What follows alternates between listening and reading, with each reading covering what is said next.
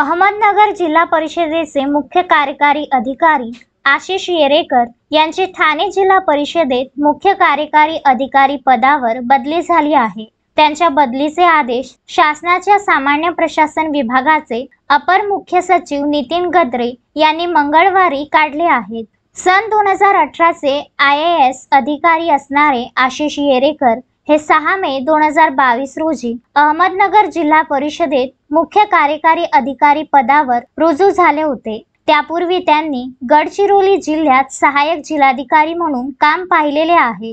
गेल्या 2 वर्षात त्यांनी नगरला जिल्हा परिषदेवर प्रशासन म्हणून कामकाज पाहिले। दरम्यान लोकसभा निवडणुकीची आचारसंहिता संपलेली नसताना व येरेकर यांचा 3 वर्षाचा कार्यकाळ पूर्ण झालेला नसताना बदलीचे आदेश निघाल्याने आश्चर्य व्यक्त होत आहे। बदलीबाबत येरेकर यांच्याशी संपर्क करण्याचा प्रयत्न केला असता तो होऊ शकला नाही। त्यामुळे ते बदलीच्या ठिकाणी रुजू होणार की नाही याबाबत माहिती समजू शकली नाही। दरम्यान येरेकर यांच्या जागी कोण बदलून येणार याबाबत मात्र शासनाकडून आदेश निघालेले नाहीत। तसेच त्यांच्या जागी प्रभारी म्हणून पदभार कोणाकडे दिला जाणार याबाबतही बुधवारी सायंकाळपर्यंत विभागीय आयुक्तांकडून कोणत्याच सूचना आलेल्या नव्हत्या।